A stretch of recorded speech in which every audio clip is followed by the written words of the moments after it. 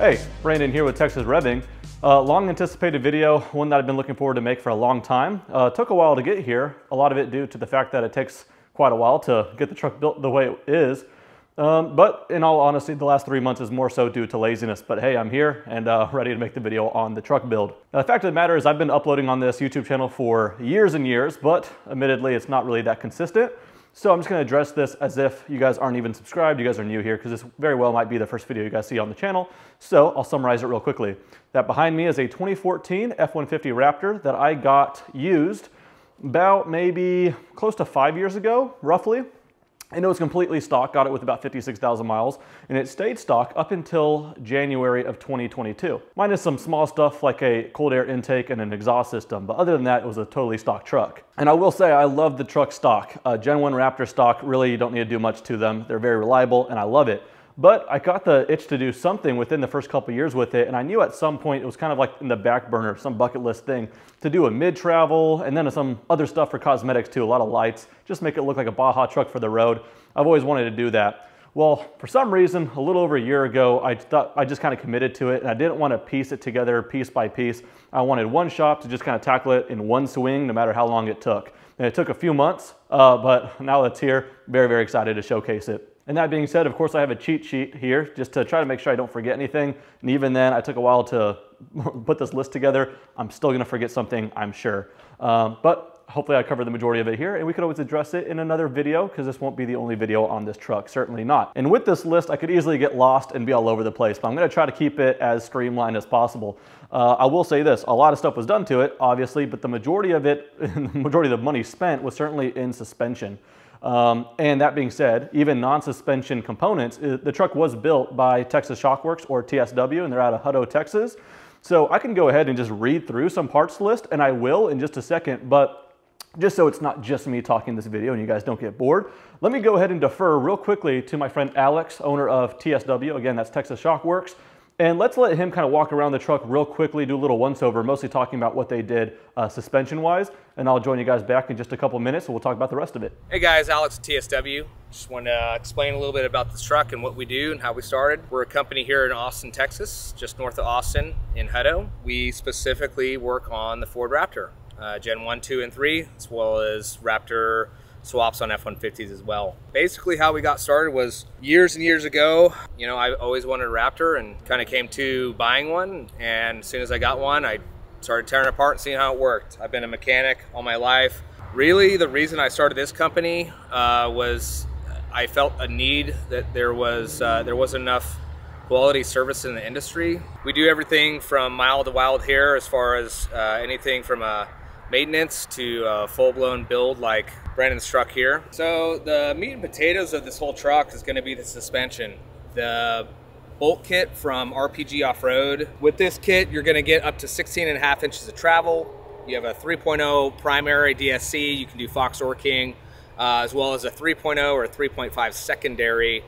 So essentially, you're almost tripling your, from stock to this, tripling your dampening abilities. Travel, dampening, adjustability with the DSC shocks. You have full adjustability on the secondary shocks, so you can fine-tune your rebound, your compression, etc. You can drive to Baja, you know, beat the crap out of it, and then drive it home and really have no worries about breaking anything. It's just a bulletproof kit. And then as we go to the back, we've got the RST18 bypass rack from RPG. Is the recovery rack and bypass rack in one. What that allows us to do is to have a 3.5 by 16 shock in the rear coming up through the bed. Shocks go up into the bypass rack. That delivers 18 inches of usable travel. Hammering on these trucks, you add a lot of heat to the engine and transmission. One way to combat that is with the CBR transmission coolers. So we did a dual 9-inch CBR remote transmission cooler setup. That is a huge, huge decrease in transmission temperatures. The factory cooler is not great. You can upgrade to a Mishimoto or a Saudi Arabia version of the factory cooler. It's still not enough for what we've seen here in the Texas heat. So as far as performance goes, we did a Kooks 1 3/4 exhaust system, long tube headers. factory connect into a Corsa Xtream catback.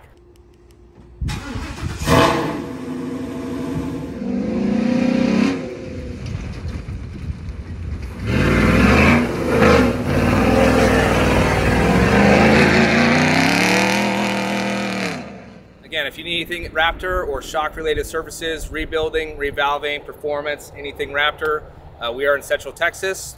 Find us on Instagram at TSW Off-Road, and we will be happy to take care of you.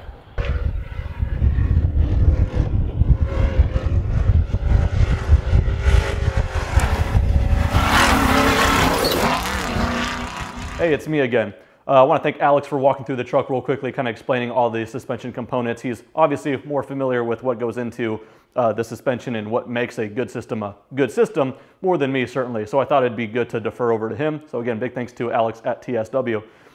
So might kind of refresh a couple of things he touched on. Like he mentioned, it was the RPG front bolt kit, the RST-18 rear recovery rack that they actually customized as well with the fire extinguisher mount. It was super, super cool. And then they put the dual transmission coolers in the middle there as well, like he mentioned. And like I mentioned, the truck already had an exhaust. It was the Corsa Xtream, so that's still on there. This time around though, we also put the Kooks long tube headers on there and needed a mild tune. And now the tune allows it to run on 93 octane and E85. Haven't tried E85 yet, so might have to get to it. Now I mentioned it also had a cold air intake before, and that's true. It had a K&N and I had no problems with it, but for the time I had that red Raptor, real quick, let's go back to that.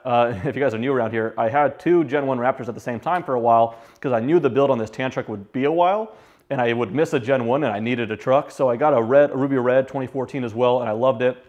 Recently traded it in on a car. You guys may have known that, but maybe not. But that truck, when I bought it used, the red one, came with an Airaid cold air intake, and I really just liked that one better. The way it mounted up and everything was just more secure, and I liked that. So I got that same Airaid intake on the 2014 or the tan 2014 Raptor.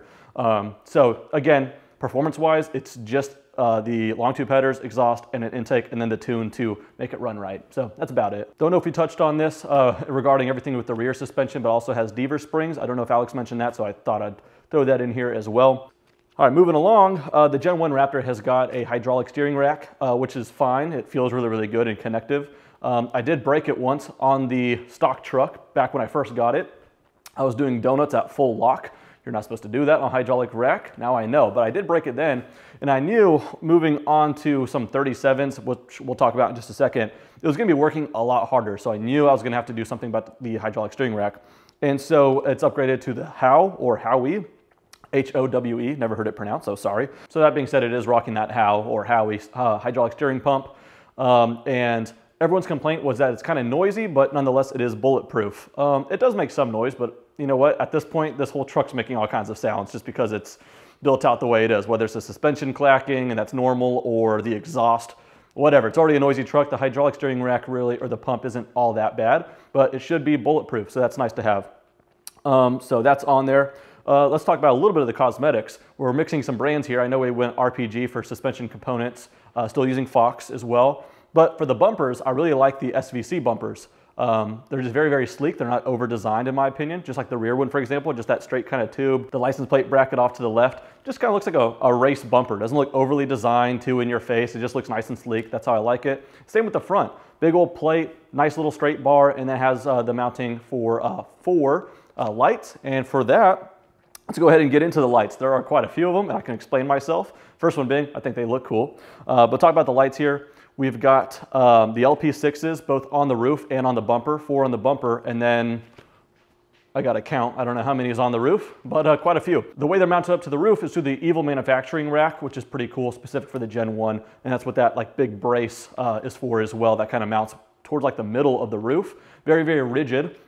And that's pretty nice as well. More lights include the A-pillar lights, and I went ahead and put the amber filter on those. So it's a mix of amber and white. Real quick, the reason I'm told amber is good, although it looks cool in general, but amber is good for sleet, snow, dust, fog, stuff like that. And the white's just good in general, but sometimes, supposedly anyway, I haven't gone out in these conditions, but if you flash that white light in snow or dust, it can kind of reflect back into you, whereas amber kind of cuts through it. So I kind of wanted a mix of both. So I'll say right off the bat before I continue to the rest of the lights, it looks excessive, but they're actually pretty well placed. And it would be excessive to run all of them, even I'll admit that, but they're kind of made to kind of pick and choose maybe 1 or 2 at a time. A little mix of white, little mix of amber, just white, just amber. So I think they're kind of well like spread out. Plus, like I said, I think they just look cool.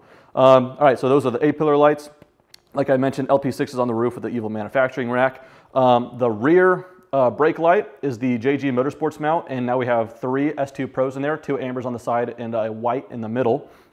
Going out of order here, let's go back to the front. We got another Baja Designs light. It's, I believe, a 30-inch bar. Gotta go measure that. Pretty sure it's a 30-inch bar. And that one's all white as well. Also, something I thought was kind of cool on the LP6s, both the bumper and the roof, there's an amber feature. And all of this gets pressed within the Switch Pro system. And it's kind of cool because it looks factory. Where I just had normally just 4 switches, now I have 8 buttons where the switches were, where it says, you know, SVT. And so it's pretty cool, it looks pretty factory.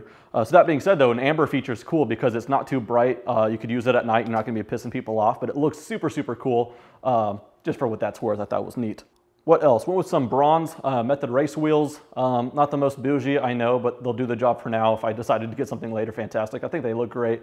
And TSW actually said it's possible to get the center caps removed because it was like this torpedo looking thing. Remove that and get a custom center cap. So I got Texas Plinking, which is my main YouTube channel, besides this car one. And so I thought that was kind of cool. Make it a business expense, the whole truck, because it's for work, you know what I mean? Tires, Toyo RT, open country, 37-inch. And I just think the proportion on the truck now just look really, really good with 37-inch tires with the full spares in the rear as well. I think it looks awesome. As far as the fiberglass, we did change it up both in the front and the bed sides. So that is advanced fiberglass composite fenders. And those are 2.5-inch flare rears and 4.5 front. Some people might have thought that would imbalance kind of weird. I think it looks pretty good. If I did 4.5 front and nothing to the rear, I think it would have looked a little too wonky.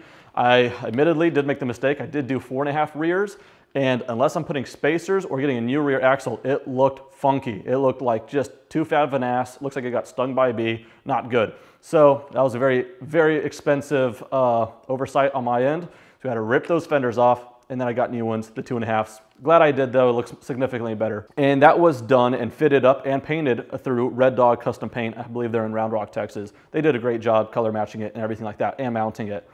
Fitting it, I mean, very, very good job. Also, they custom did the fact that we're still in terrain color on the fenders, but then with the black fender flares, even though it's one piece. So they masked that off and kind of made it look, not factory, but I like the contrasting that the factory truck had. This time it's black instead of that gray. So I figured I'd mention that. Again, that's 2.5 flare to the rear and 4.5 front. And that 4.5 front, in my opinion, just looks so sinister, so cool, very Baja-like, because with the RPG front bolt kit, we already widened the track quite a bit. So those fenders are perfect in my opinion. But again, those same fenders in the rear, not perfect. But, you know, live and learn.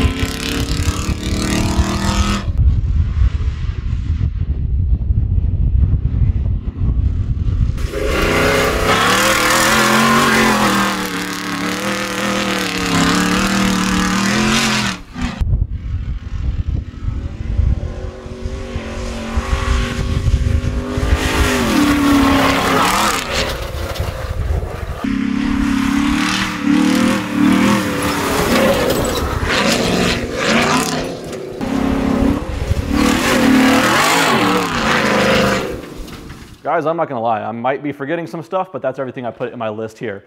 So there's the truck. If I'm forgetting something or you guys want any more information, let me know in the comment section below. And I've been enjoying the truck quite a bit in the last 3 months, but not all of it's been on video. I did go out this last weekend, and last minute I just said, oh, let's get the camera out and get a couple little flybys here and there. Just some mild off-roading. And so hopefully it's enough for now, but certainly I'll be doing some more stuff in the not too distant future, and I'll be bringing the camera along. I'll make sure to record the fun next time around, but it's just been a lot of fun. So I've just been going without making use of it, I guess, on video. My bad. But Again, guys, consider this just kind of the first video, the introduction to the truck, and also wanted to give an opportunity to say thanks to Texas Shock Works, all in this video. But anything else you guys want to see, I mean, one of these days we're going to go out and kind of tune the suspension with the guys at TSW. We'll make a video on that as well. But nonetheless, like I'm saying, this was just kind of more of an introductory video, and hopefully you guys enjoyed. Well, that does it. Thank you guys so much for watching. See you guys next time.